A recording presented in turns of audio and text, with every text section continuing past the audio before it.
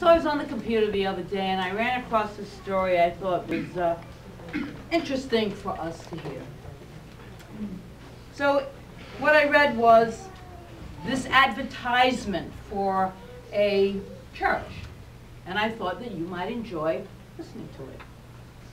And the advertisement read as, does the heaviness of your old-fashioned church get you weighed down? Just try us. We are the new, improved Light Church of the Valley.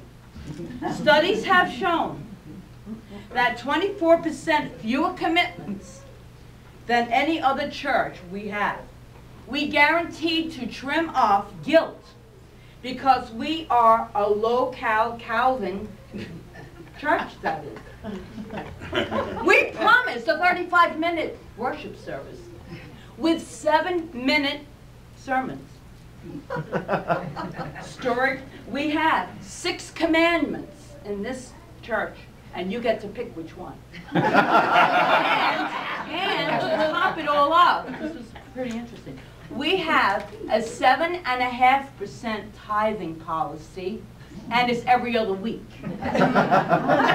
Yes, this is the new and improved Light Church of the Valley. And it could be just what you are looking for. We have everything that you want in a church and less.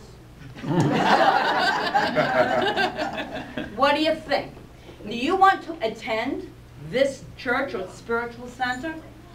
Well, that might appeal to some people. It might really do. But it's my deepest desire that we are everything you want and more.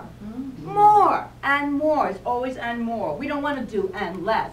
As Barry and Veronica told us, we are raising the bar. We want to do more. We are more.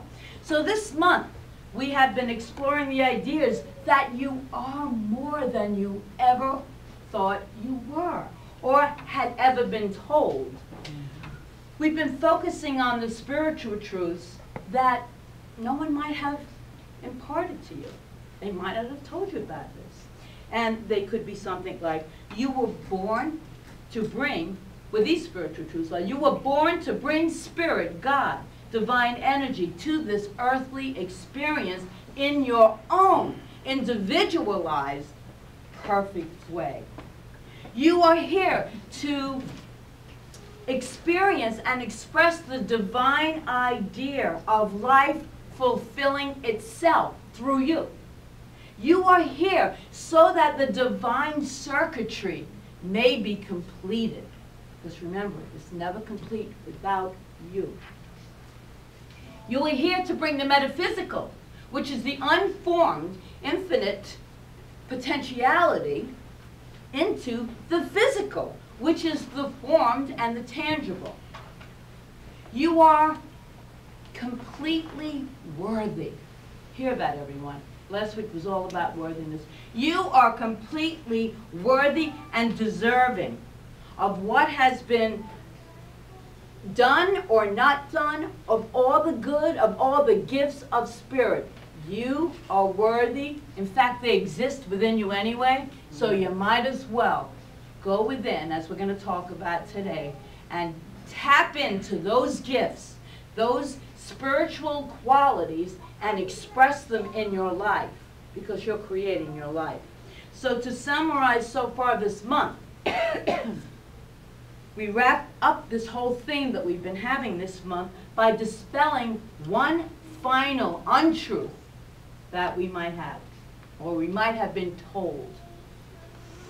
And it is the have, do, be model of living life, of making choices. And it looks something like this. I need to have the right education in order to find the right job and become successful. I need to have the opportunity to do a different job in order to be respected.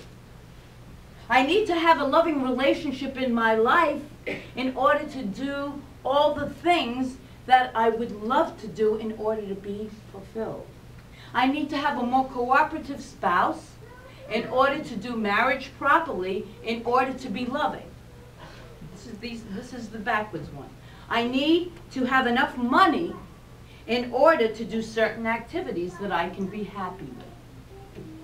Or there's another variation on that model, and it's called the do, have, be model. And that one goes like this. I need to do what is required of me in order to have a healthy body, in order to be whole. I need to do the activities to protect myself so that I can have enough security and be at peace.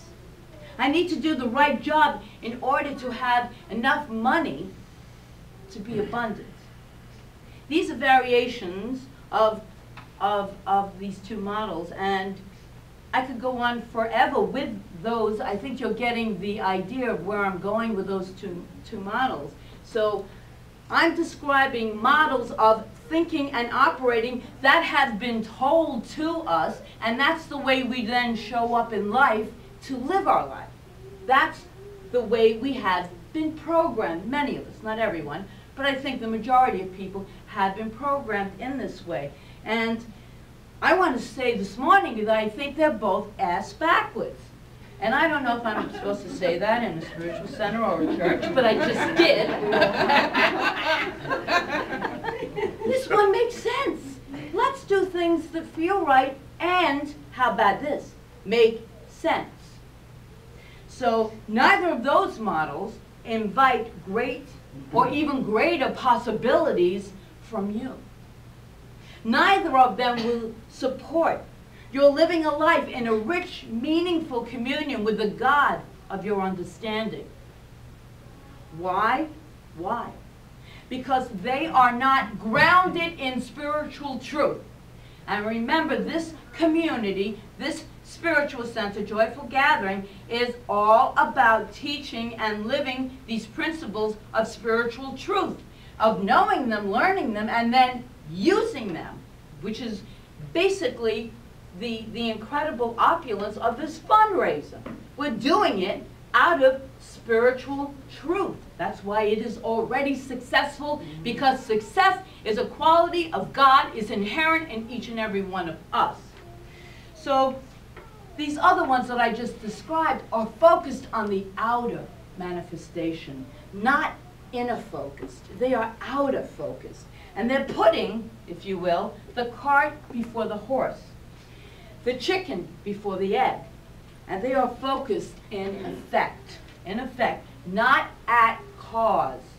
And we all know that have been in these classes, that have been here on Sunday, that have been to any of our workshops, that it's always cause first. So that we are moving into not living life from the outside in. It doesn't work if you've tried it.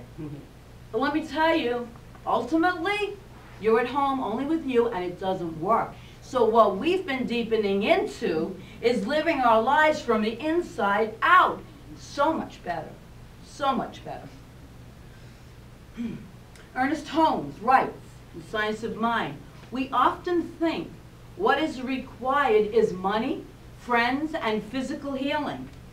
And we all do need these things, but they are effects of right relationship to life, right relationship to the God, the power, the spirit of our choice. So, right relationships to life, when we have those, we are living in the cause. The cause. Remember that powerful, absolutely effective, immutable law of cause and effect. Imagine the possibilities. Imagine the possibilities of how life might work if we started with cause by switching either of those models to the be, do, and have model. And that's what we're going to talk about this morning. The be, do, have model. German educator Friedrich Froebel once wrote, the true origin of man's activity and creativeness lies in his increasing impulse to embody outside of himself the divine and spiritual elements within him. within him. All of the good we're looking for, I can't say it enough because I have to hear it too, are within us.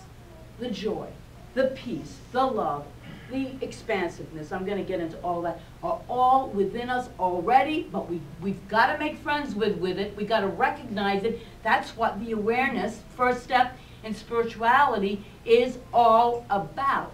Waking up and discovering that we are divine beings. We are divine beings, truly and absolutely.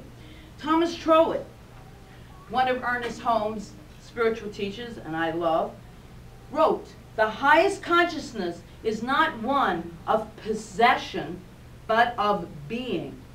The greater your consciousness of being, the more automatically will the law flow from this consciousness into the acquisition of that which you desire." So first, we've got it backwards. It's the consciousness first, and then it's the manifestation. And the manifestation is so much bigger, better, more enjoyable. How about that? More enjoyable when you do it from the inside out. And these are some of the qualities that I'm talking about. I'm talking about success, respect, fulfillment, love, happiness, worthiness, wholeness, peace, all of those incredible qualities that we're searching after, abundance, out here. Well, they're not out there. We're creating them in here, and they show up out there. Right on. So it's a little bit different, this model of being. So rather than striving, because we all know how wonderful striving feels, let us be those things. If you want joy in your life, be more joyful. If you want abundance in your life, feel more prosperous within yourself, be through gratitude, the greatest tool to get to abundance. Because the truth is, and this is, you might not have been told, I know I wasn't told, that those things are already within us. They're inherent within each and every one. It is our divine nature, the indwelling presence of God, that urge to express, which we all have, that urge to express ourselves. When we really feel good, when Norman is playing his music, he is expressing the divinity within him, and it feels good to him, and it feels good to us, because we're all one, and we unify with that creative ability, because we all have it, each and every one of us. So first we turn to our essence. And when we really are in touch with, when we're really in touch with that essence, usually in meditation, that is why every teacher, writer, mystic, great person that has ever lived has always said meditation first. There is nowhere I go where they don't say meditation first. That's where we connect with our divinity. So what we do then when we connect is it flows out effortlessly. You ever notice when you really let go of something you really want, and you let go and it just comes to you? It is the most beautiful thing, and it always works. That or something better. That or something better. And this kind of model that I'm talking about here will lead to fulfillment and leads to a deeper sense of satisfaction. The be, so we be, and then do, because you're always going to have some action required, and then you have what it is that you truly desire in your life. So whenever you connect with that innate oneness with God, that is the oneness that we're all part of, because remember, we're created out of the nature of God, you will do, as Thoreau said, live with a license of a higher order of being. And when I did that whole thing on Thoreau, live with a higher license of being. Few people realize this truth. Few people realize this truth. And some people realize it innately. They're not aware. They're just, and so they're successful. We've seen many people that are truly successful. And it's within them already. And they're using this belief in themselves. And not only are they worthy and they manifest, but other things unfold for them. But even those people that look so successful, so wonderful, have stuff they got to work on. Connecting with. It's much one. I don't know how you can really live in a state of complete and absolute joy when you don't have a spirituality in your life. I'm not saying a God, us. I'm saying a spirituality, a higher way of looking at life. That feeling within that you're connecting with something so much more powerful, because the essence of who you are is so much more powerful than you've been told and that any of us can imagine. So our greatest power is the power to consciously become that which we have created. We are told in the sacred Judeo-Christian scripture, "But to all who receive him, who believeth in his name, he gave power to become children of God." Receiving equals conscious awareness. Receiving equals consciousness awareness. Believing in his name. That means accepting your true nature. The nature of who you truly are. How much are we connecting with that? Go in and out, I'm sure most of us do, because remember, we're having a human experience, so stuff goes on. We make mistakes, but the important part is to reconnect with that indwelling essence that will never desert, never alter, and never let you down. You are a unique individualization of spirit. And you are endowed. You, each one you, are endowed with the power to be what you were created to be. You already have it within you. It's like the Wizard of Oz series. You already have it within you. You have it within you. That's truth. It's your acceptance and your understanding of that truth is the thing that you then deepen. You don't deepen the truth, to clarify that. The truth is truth. You deepen your awareness and your understanding of that truth. So you already have within you that success, that wholeness, that love, that beauty, that abundance, that peace that you're so desperately looking for outside. It won't come from out there. It won't. You might get what you want, but it's not going to fill. It's not going to fill the hole of space, the void that might be within you. Because the God that you're looking for, the relationship, the health, the abundance, all of that is within you. First. Seek ye first the kingdom. You do not need to have anything else or to do anything to make it happen. It already is so. Eric Butterworth, who we love, wrote, "You live and move and have your being in God, who is being. Thus, you are being you." The whole meaning of life is that we are in the process of becoming that which we innately are, he writes.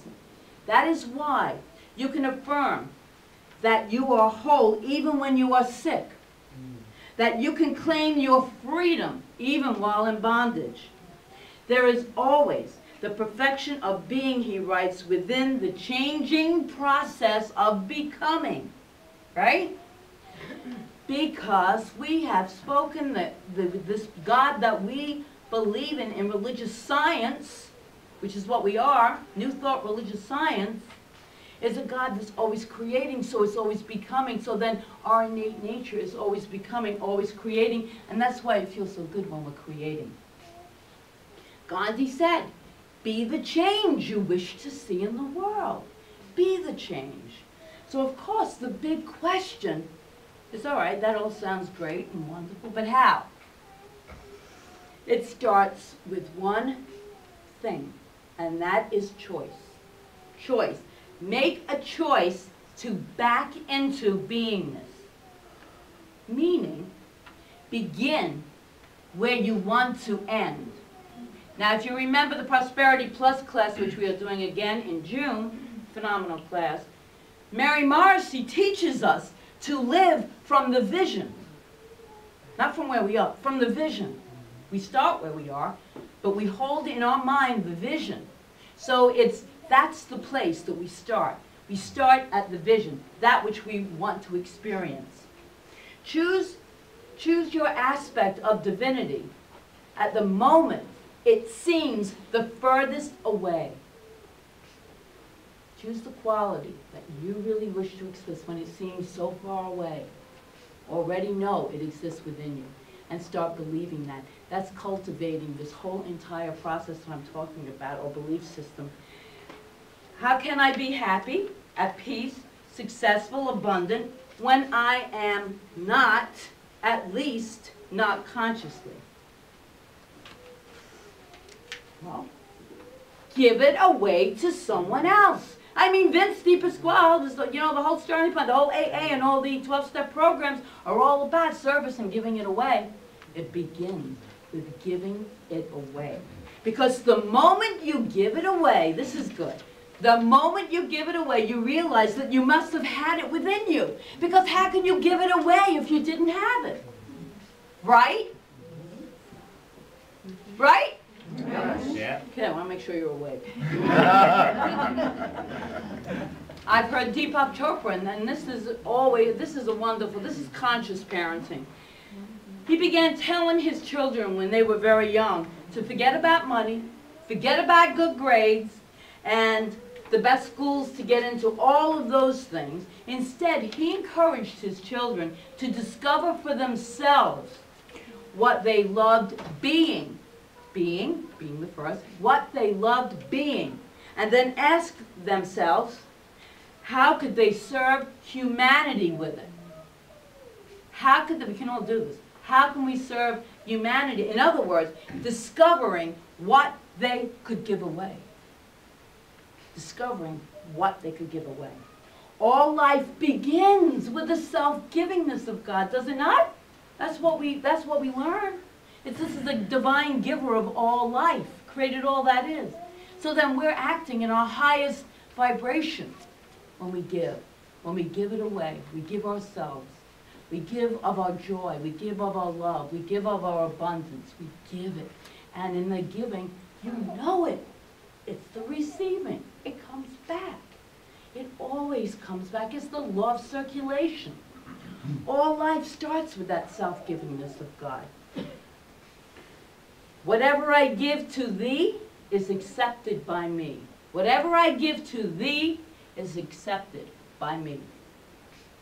Imagine the possibilities of our world if we gave away that which we desire for ourselves. Imagine the possibilities. We might just be the last person needed to have the consciousness to change the perspective of the entire planet. And here's a story that Gandhi liked to tell to bring that home even more. And it went like this. Two birds are sitting on a tree branch in winter. Tell me the weight of a snowflake. A coal mouse asked a wild dove. Nothing more than nothing was the answer. In that case, I must tell you a marvelous story, the coal mouse said. I sat on the branch of a fir, close to its trunk, when it began to snow. Not heavily, not like a blizzard, no, just like a dream, without a word and without any violence. Since I did not have anything better to do, I counted the snowflakes. Settling on one of the twigs and the needles of this tree, their number was exactly 3,741,952. Then, the 3,741,953 snowflake came down, and the branch then broke. It broke. Nothing more than nothing, as you say, the branch broke off. Having said that, the coal mouse flew away. Since Noah's time, an authority on the matter, the dove, who was an authority since Noah's time on this whole matter, thought about this story of the coal mine. bird. And for a while he thought about it. And finally he said to himself, perhaps there is one person, perhaps there is only one person lacking for peace to come in the world. It's that 100th monkey theory too. Each and every one of us makes such a difference. We don't realize how powerful we are. Our consciousness, our awareness, our living in peace, in joy and abundance might be the one that is necessary for that tipping point to occur, because it does occur. Paradigm is changing right now, we know this. Conscious thought, it's all changing. The way of living is changing. By reversing, and this is how it's changing, by reversing the have, do, be model, and living from beingness, that you just might be that final snowflake. You just might be that nothing more than nothing, which changes everything. You might be the nothing that changes and becomes everything, just by shifting. Perhaps you are the only person needed for peace to come to the world. Perhaps you are the only person for love to become the norm in our world. Perhaps you're the only person needed for respect. That's a word and a quality that's often overlooked. Respect to occur, to respect others, to respect our planet Earth. Perhaps you're the only person needed for this fulfillment and abundance and happiness and wholeness to become the qualities by which we all live our lives. And as the medieval mystic Canon Farah once said, I like this, I am only one, but I am one. I cannot do everything, but I can do something. What I can do, I ought to do. And what I ought to do, by the grace of God, I will do. So let us join now in reflection on this. I'll just lead you through a real quick process. So I invite you to close your eyes, if you would like. Take a moment to really take a deep breath. And just let go from the very depth of your beingness. And touch into the spiritual truths of who you are, despite whatever you have been told. Feel into, for a moment, success, the truth of success. Feel it. As respect.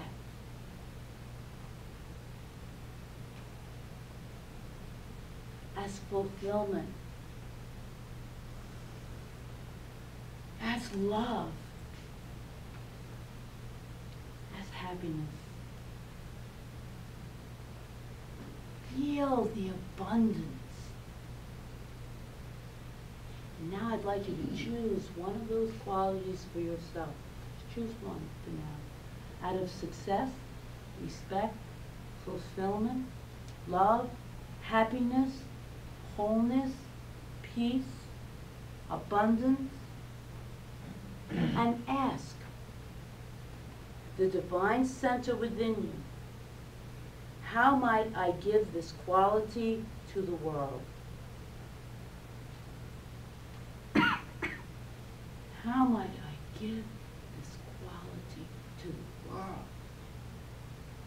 And invite a clear and specific knowingness of how you might be this quality in the world.